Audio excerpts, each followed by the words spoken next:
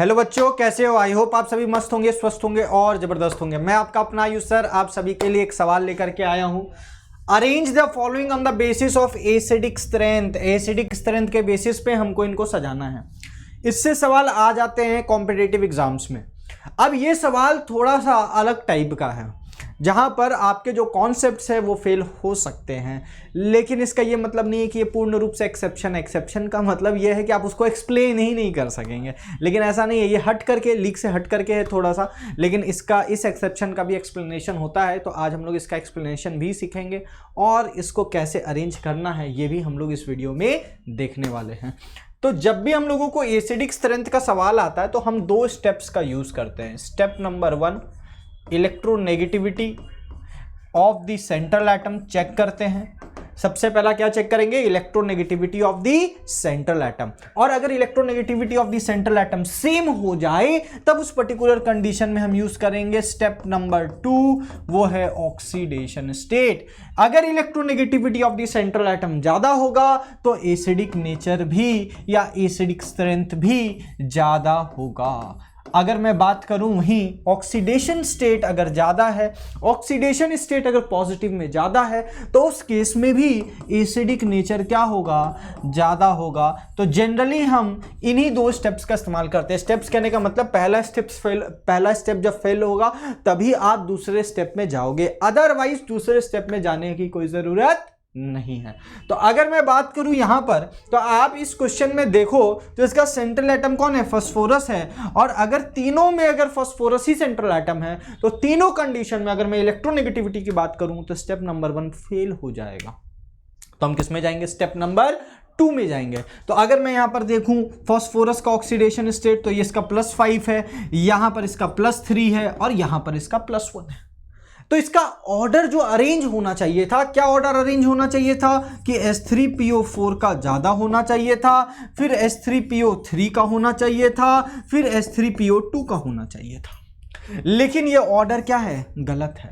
तो इसका सही ऑर्डर क्या होगा? तो इसका सही ऑर्डर जो निकल करके आएगा वो ये होगा, H3PO4 से ज्यादा H3PO3 और H3PO3 से ज्यादा H3PO2। इसको दो कॉन्सेप्ट से आप एक्सप्लेन कर सकते हैं, एक टॉटोमेरिज्म के कॉन्सेप्ट से और दूसरा बड़ा आसान सा कॉन्सेप्ट है वो है रेजोनेंस का और क्रॉस रेजोनेंस का। तो आइए, ये तो सही है और ये क्या है? गलत। तो इसको आप ध्यान रखिएगा, बाकी सारे जगहों पर वो दोनों स्टेप्स एप्लीकेबल होंगे और आप सारे तरीके के सवाल को सॉल्व कर पाएंगे। तो मैं समझाऊंगा इसको कि ऐसा क्यों हुआ। तो देखो, एसिड कौन होगा? जो H+ देगा। और ऑक्सी एसिड्स के केस में, ऑक्सी एसिड्स के केस में ये जो भी मैंने स्टेप्स लिखा, ये ऑक्सी एसिड हो चाहे ऑक्साइड्स हो चाहे हाइड्रोक्साइड्स हो, उनका एसिडिक नेचर पता करने में हेल्प करता है। तो आप पूछेंगे कि सर अगर बेसिक नेचर का आ गया तो स्टेप्स हम लोग कोई और यूज़ करेंगे क्या? तो ऐसा नहीं है। इन्हीं स्टेप्स का यूज़ करके उस क्वेश्चन में भी आप सबसे पहले ऑर्डर जो सजाएंगे वो एसिडिक नेचर का ही सजाएंगे और बाद में आप लास्ट में क्या करना, उसको रिवर्स कर देना, वो बेसिक नेचर का ऑर्डर निकल करके आ जाएगा। तो आप इस क्वेश्चन में समझ गए कि कैसे एसिडिक नेचर का ऑर्डर सजाना है। अब ऑक्सी एसिड्स के केस में, हम ऑक्सी एसिड्स के केस में देखते हैं कि H+ दे वो क्या कहलाएगा? एसिड कहलाएगा। जो जल्दी दे वो अच्छा एसिड कहलाएगा। जो जल्दी दे क्या? H+ वो अच्छा एसिड कहलाएगा, वो अच्छा एसिड कहलाएगा, वो एक अच्छा एसिड कहलाएगा। अब कौन जल्दी देगा? जिसके H+ देने के बाद जो आपका प्रोडक्ट में फॉर्म होगा, अगर वो ज़्यादा स्टेबल होगा तो वो जल्दी से H+ को निकाल देगा। अच्छा, अगर कोई H+ दे देता है तो क्या फॉर्म होगा? उसका एक कॉन्जुगेट बेस फॉर्म होगा। तो उस कॉन्जुगेट बेस का स्टेबिलिटी जितना ज़्यादा होगा वो जल्दी H प्लस देगा, और जो जल्दी H प्लस देगा वो एक अच्छा एसिड कहलाएगा। तो अगर मैं H3PO4 का बात करूं तो H3PO4 में 3 H प्लस निकल सकते हैं, क्योंकि 3 एसिडिक हाइड्रोजन है। हम एसिडिक हाइड्रोजन उसको कहते हैं जो ऑक्सीजन से कनेक्टेड होते हैं। तो यहां पर 3 एसिडिक हाइड्रोजन है तो 3 H प्लस निकल सकते हैं, और जो कॉन्जुगेट बेस बनेगा वो कुछ ऐसा आपके सामने में निकल करके आएगा। वहीं H3PO3 के केस में मात्र 2 ही एसिडिक हाइड्रोजन होंगे। और वहीं अगर मैं H3PO2 का बात करूं तो मात्र एक ही हाइड्रोजन को वो रिलीज करता है। अब आपको तो ये देख के लग रहा है कि सर इसका ऑक्सीडेशन स्टेट भी ज्यादा है और इसका बेसिसिटी भी ज्यादा है। बेसिसिटी ज्यादा होने का मतलब ये ज्यादा number of H plus ion को दे रहा है, तो अच्छा एसिड ये होना चाहिए। लेकिन होता कौन है? ये कारण समझना बड़ा ही सरल सा और एकदम सुंदर सा एक कारण है। यहां पर आपको पता है कि ये जो इलेक्ट्रॉन है ये रेजोनेंस में पार्टिसिपेट करेगा। तो जब ये वाला इलेक्ट्रॉन, ये वाला नेगेटिव चार्ज जब रेजोनेंस में पार्टिसिपेट करेगा, क्या ये दोनों नेगेटिव वाले मुंह देखेंगे? क्या नहीं, ये भी रेजोनेंस में पार्टिसिपेट करेंगे। और इनके रेजोनेंस में पार्टिसिपेट करने के कारण यहां पर रेजोनेंस नहीं होगा, यहां पर क्रॉस रेजोनेंस होगा।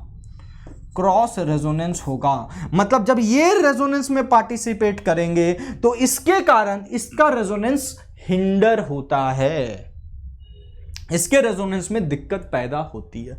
यहां पर भी क्रॉस रेजोनेंस होगा, मैं क्रॉस आर लिख रहा हूं, क्रॉस रेजोनेंस होगा, और यहां पर सिंपल रेजोनेंस होगा।